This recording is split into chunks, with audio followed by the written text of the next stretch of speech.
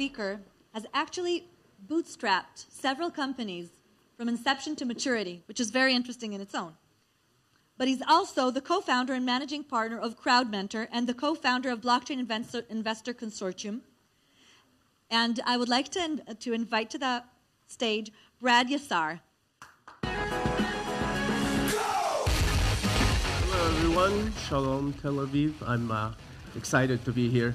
How many of you right now are in the midst of an ICO? Show of hands, anyone? Not many. How many are investing in ICOs right now? Okay, we have a bigger investor group. I'm here to talk about the winds of change in investments that happened in the past 2 years in the ICO space. And I'm actually going to build up on Dalia's speech because she gave a really good historic background on money and how it evolved in the society. Well, the same evolution in a much more accelerated pace is happening in the crypto space, specifically in early stage projects that are trying to raise ICOs. So my name is Brad YASAR. I'm the managing partner of KrowdMentor as well as Blockchain Investors Consortium. I have a hybrid background. I've done traditional tech companies, invested in traditional tech, as well as a lot of blockchain technologies. And I'm a firm believer that blockchain is the future. This is going to change and touch every industry, everyone's lives in some way, shape, or form. And hopefully in the future, we're not even going to talk about it. You're not going to realize what you're using is based on any blockchain technology or uses any blockchain technology. A little bit about KrowdMentor. We are a strategic advisory firm. We help businesses, individuals, funds, governments with best practices in blockchain. And what that means is for each project, we try to find the best ways to incorporate existing and future blockchain technologies with your business and help you understand the technology better. So the evolution of crypto investing is very interesting. It started with a lot of early stage investors being technologists. It didn't start with angel investors. It didn't start with VCs. Since January in 2014, we've probably by now surpassed 15 billion, but about 14.5 billion has been invested in this space.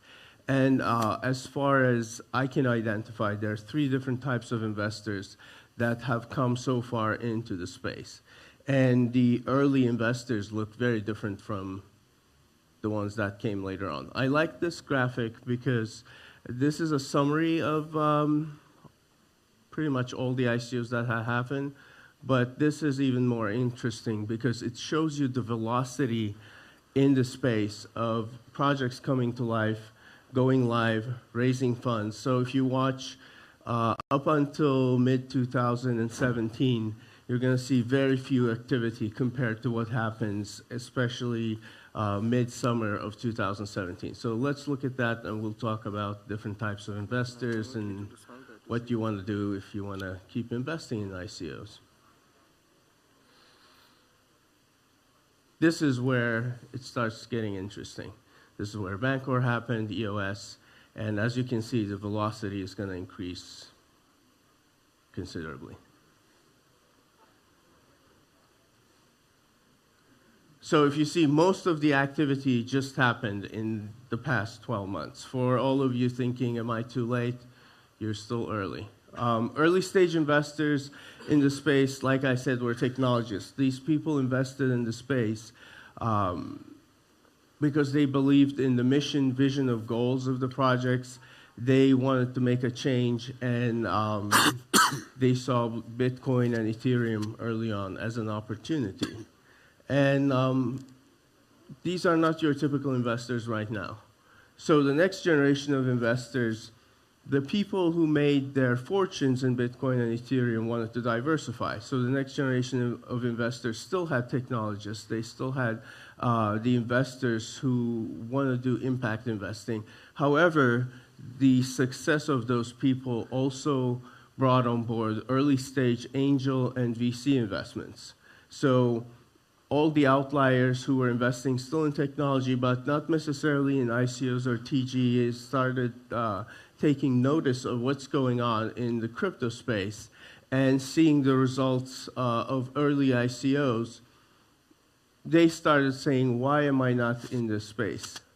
Which made the transition from technology-based investors to more return, ROI-based investors who were looking for returns in their investment and wanted to be a part of it. This changed the risk tolerance. Again, these are high-risk tolerant investors and fueled a lot of ICOs end of 2016 and throughout 2017. Now, this year, unfortunately, the face of investment in the ICO, as well as just any crypto asset, is changing, because now we're seeing a lot more institutional investors looking into the space, which is a great opportunity for all of us who've been in the space for a long time to grow the ecosystem, bring new people in. However, it's also a different type of investment philosophy. You have more traditional investments now, and the criteria they're looking for are more traditional. They need equity. They need a solid business model. They want to see a path to profitability and revenues. And a lot of the early projects didn't have to worry about any of these. And a lot of the earlier investors didn't really demand this kind of analysis and planning. So it's a lower risk tolerance crowd that's coming in, and they're funding different types of projects. Technologists like infrastructure projects, new blockchains, protocols, things like that. The new breed of investors, they're looking for more traditional types of businesses. They're not looking to fund maybe the next EOS because the value prop, the return on investment, is not as clear as a product they can sell. So how do we gain access to capital? I get this question a lot. They say, is the ICO investment dead? Are we still going to have people investing in ICOs? Should I do an ICO? By all means. The ICO space, TGs, it's not dead. There's still a lot of money flowing into it. However, because of the change in types of investors, the value proposition has to change. Earlier projects focused on tokens and bonuses and how early you get and fear of missing out. That doesn't really align with the investors we have this year who are coming and looking at projects. So what you want to do is create better alignment with your investors and start with your product first. If you have a good product and you have an experienced team who can deliver and has delivered projects in the past, what you're going to see is there's still a lot of investment going around.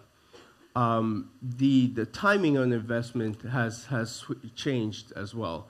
Early 2017, you started your general sale, maybe gave a little better terms to early on investors, and it worked.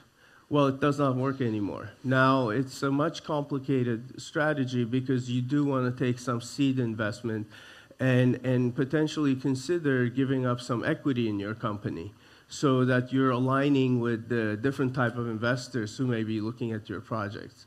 So you start earlier on, maybe consider some equity, and then move on to your tokenomics and how you're going to create value for your token holders. So it's a fine balancing act. You can't just focus on the token anymore and exclude your equity stakeholders, or just focus on equity and exclude the value creation for your token holders.